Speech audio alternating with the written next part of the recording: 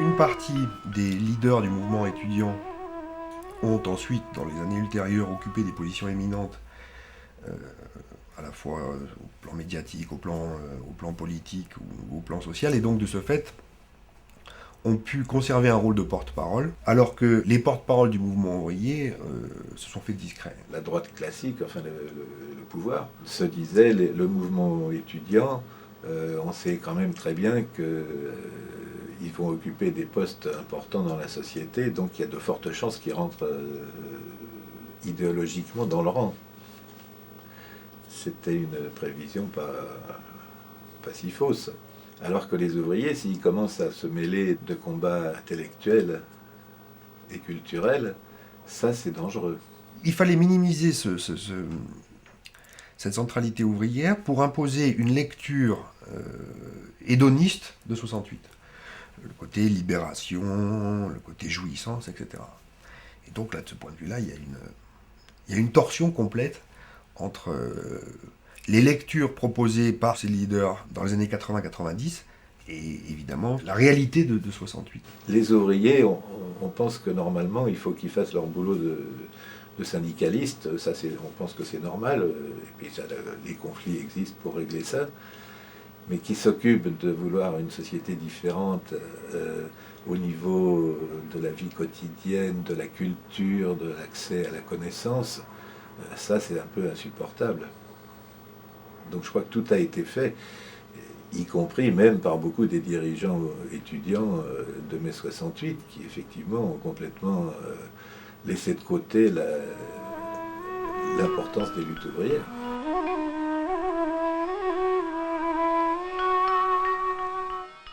Il est très important de considérer le mouvement de la grève générale du 13 mai jusqu'à la fin du mois de juin. Et de ne pas, donc de ne pas s'en tenir à mai, ou à mai 68, mais bien envisager mai-juin. C'est-à-dire, pendant tout le mois de juin, il y a un mouvement extrêmement lent et heurté de négociations, de reprise du travail, etc. Et où c'est peut-être à ce moment-là que la situation se tend le plus. Il ne faut pas du tout limiter ce mouvement à ce qui a pu se passer à Paris ou à Billancourt. Une des grandes caractéristiques de 68, c'est précisément que c'est un mouvement qui touche y compris les périphéries du pays, et y compris des zones peu industrialisées, mais où précisément, à la faveur du mouvement de grève, il y a quelque chose qui se joue, qui déplace les configurations traditionnelles. Ce qui est frappant de mai 68, c'est cette prise de parole partout, les gens qui parlaient. Quand je suis descendu, par exemple, il y avait à l'époque un bout d'autoroute qui allait jusqu'à Avallon seulement, l'autoroute du Sud, et les péages étaient en grève. Et donc j'ai commencé, en partant à Besançon, à discuter politique avec les employés du péage qui étaient en grève. Bon, donc on arrive à Besançon, et c'est là qu'ils me disent, il y a un truc qu'il faut absolument filmer, c'est une de nos copines, c'était la femme d'un militant CGT de la Rodia, qui va prendre la parole demain à son usine, c'était l'usine Yema, une petite usine de montres. C'est la première fois qu'elle prend la parole en public. Parce que jusque-là, son mari disait « Non, moi je milite déjà, si tu milites, ça va être dur. » Et puis en gros, il faudrait que les femmes restent à la maison. Et elle, là, a dit « Bon, ben j'y vais, je me lance. » Et elle a pris la parole pour la première fois. Et c'est la base, le point de départ du film Classe de lutte. Puis, militer, c'est... Oui, parce que son envie maintenant, c'est vraiment de militer. Et je vois que j'y en empêche. Je n'en empêche pas. Je suis presque obligé d'y en empêcher parce que la vie sera infernale après. Tu comprends? Ça sera pire que la vie qu'on mène actuellement. Elle assiste bien à quelques réunions, on assiste bien à quelques réunions en somme, mais il y a des moments où elle ne peut pas venir. Si ça ne donne pas une solution à tes problèmes tu crois pas que tu vas aboutir à une solution en militant que Oui. tu n'as pas espoir d'aboutir. Si, j'ai espoir d'aboutir à quelque chose, mais pas seulement moi, quoi. Surtout à faire profiter les autres, quoi. Là, il freine, effectivement. Je crois que c'est le seul moyen de s'en sortir. Quoi. C'est ça. Ben, je pense qu'on y arrivera, nous, hein. Mais ça va être difficile. C'est difficile. L'héroïne de Classe de lutte, Suzanne Zedek, elle est magnifique parce que on la voit mener la grève chez Yema, dans une usine d'horlogerie à Besançon, même si elle n'est pas ouvrière. Et à la faveur de cette grève, elle est métamorphosée. De personne effacée, elle devient véritablement sujet politique, délégué syndical CGT, et à même de prendre la parole et d'exprimer toutes ses aspirations à une transformation de la société. Peut-être que justement Suzanne Zedek, c'est l'exemplification de cette métamorphose qui s'opère grâce à 68. Le matin, on arrive devant l'usine Yema et c'était très tendu parce que le patron avait ouvert les grilles, il était dans la cour, entouré de la maîtrise, des cadres, et devant les ouvriers qui hésitaient à reprendre le travail ou pas. Et c'est là que Suzanne est montée sur le muret, a pris la parole, et elle a dit c'est ensemble, on a commencé ensemble, on continuera ensemble, etc. Et c'était pour elle une révélation parce qu'elle s'est sentie tout d'un coup complètement gonflée et prête à... Et elle a enlevé le morceau en fait. Nous ne pouvons pas accepter la division. Jusqu'à maintenant, nous avons décidé de la grève ensemble. Nous avons exposé nos revendications ensemble. Nous sommes allés discuter avec la direction ensemble et nous devons continuer notre lutte ensemble. S'il y a un vote, il devra être fait ensemble. Nous voulons absolument rester unis. Quelque chose s'est vécu d'avoir cassé les murs et les hiérarchies pour travailler ensemble et faire quelque chose ensemble. Alors on peut appeler ça une utopie, effectivement. Mais ça peut s'appeler aussi un besoin, une demande, une nécessité.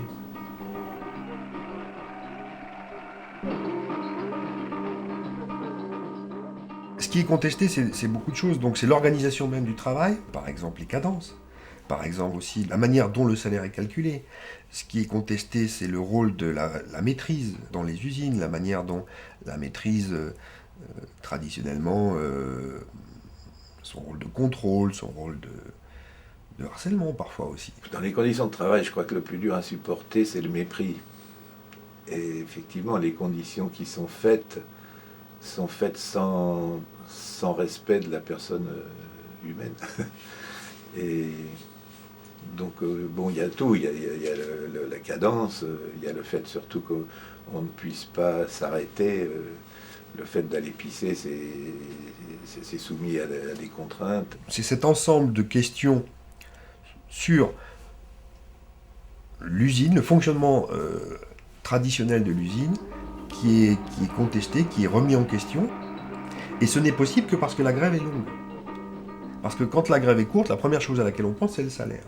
Mais quand on prend le temps de discuter, au fur et à mesure qu'il y a de multiples assemblées générales, c'est cet ensemble d'éléments qui apparaissent. On a vu ça tout au long de ces groupes, du travail des groupes Medvedkin. C'est cette revendication culturelle qui est quelque chose qui touche à la vie entière, qui n'est pas seulement la question des salaires et des conditions de travail, évidemment, mais plus largement l'idée qu'il faudrait vivre autrement, il faudrait que la société soit différente. Donc il y avait un désir de changer la société très fort. Le déséquilibre lié aux conditions de travail se traduit par un déséquilibre de toute la vie, que nulle augmentation de salaire ne suffirait à compenser. Et il ne s'agit pas de négocier à la façon américaine son intégration dans une société dite du bien-être, dans une civilisation dite des loisirs, mais de remettre en question cette société, cette civilisation elle-même. La phrase de Marker sur ce déséquilibre de toute la vie est liée au fait qu'à Rodiaceta, il y a une organisation du travail très particulière en 4-8. Les ouvriers font un travail posté extrêmement compliqué. Bon, et donc il y a un déséquilibre du rythme quotidien avec des effets extrêmement lourds. Cette situation-là, chez Rodiaceta, vous la retrouvez dans d'autres usines, évidemment. Le travail posté, il a cours dans l'industrie lourde de manière assez importante. Au-delà de la question du travail posté, il y a un déséquilibre de toute la vie lié aux cadences également. Dans les industries les plus rationalisées, dans l'électronique ou l'habillement, les ouvrières, souvent, parce que ce sont des femmes, répètent plusieurs centaines de fois par jour le même geste. Bon. Cette monotonie, avec cette pression des cadences, a des conséquences dans la vie quotidienne de ces femmes. Et donc évidemment, cette espérance d'un futur radicalement autre travaille dans la grève. D'autres éléments sont permanents. Par exemple, ce travail en 4-8, dont il sera beaucoup parlé au cours de ce tournage, et qui crée apparemment dans la vie quotidienne des travailleurs en équipe des troubles qui vont bien au-delà de l'inconfort. Je travaille en 4-8, hein.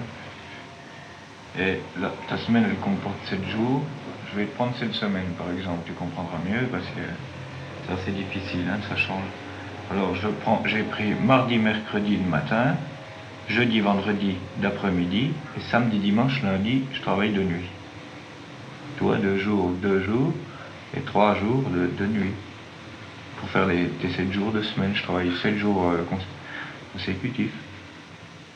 Si je travaille de nuit, je rentre à 4h30, elle repart au boulot à 6h30.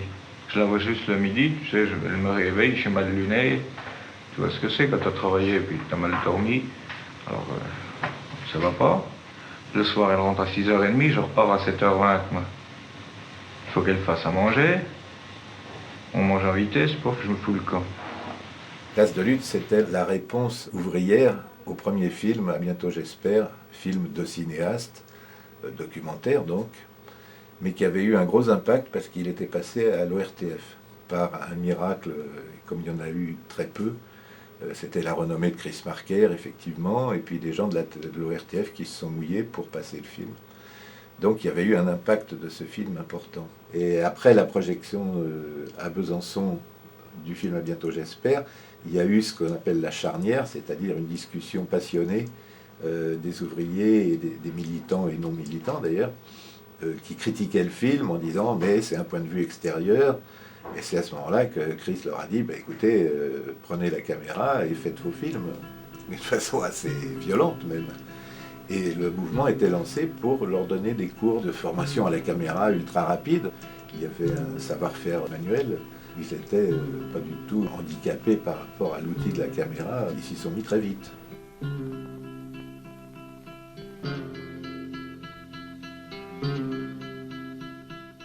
En 68, comme le disait Michel de Certeau, les gens ont pris la parole.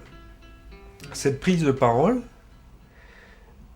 questionne l'idée d'une délégation, rend problématique la fonction de porte-parole. Puisque je prends la parole, je n'ai pas besoin de porte-parole. Alors, c'est les porte-paroles traditionnels, les intellectuels, les organisations syndicales, les partis politiques, tous les porte-paroles légitimes sont contestés en 68. Et donc, on exige en tout cas que les stratégies syndicales, elles ne dépendent pas de stratégie confédérale ou je ne sais pas quoi, ou politique du Parti communiste, mais elles prennent en compte les aspirations de la base. Il n'a pas à dire je vous donne ça ou ça sans passer par les délégués provisoires. Et ça, tous les délégués des bottes le diront, et puis tous les délégués des unions locales le diront, quoi. Ça se fait pas. C'est pas le patron qui va commander la grève, c'est nous, tout. Le cinéma, c'est prendre la parole de la manière dont on veut qu'elle passe. C'est-à-dire faire passer ce qu'on vit, ce qu'on souffre et ce qu'on espère. Et le faire passer avec ses propres mots et ses propres images. Je pense que c'est un idéal quand même qui devrait être repris. Ça devrait exister encore, ce genre de... Mais c'est mal vu. C'est mal vu de beaucoup de gens, y compris des directions politiques et syndicales, qui n'appréciaient pas du tout que ça passe comme ça, sans suivre les voies hiérarchiques. Je crois que la hiérarchie, ça vient toujours mettre son nez là où on n'en aurait pas besoin, mais c'est comme ça. Il faut toujours lutter contre, quoi.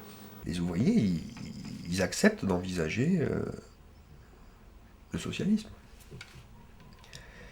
Alors après, ils peuvent discuter sur la manière dont on conçoit, dont on l'organise, etc. Mais, par exemple, quand la CFDT, le 16 mai, lance ce mot autogestion, qui n'est pas bien compris, le mot, il peut plaire dans certains endroits parce qu'il évoque une autre organisation, non seulement du travail, de l'usine, mais de toute la société.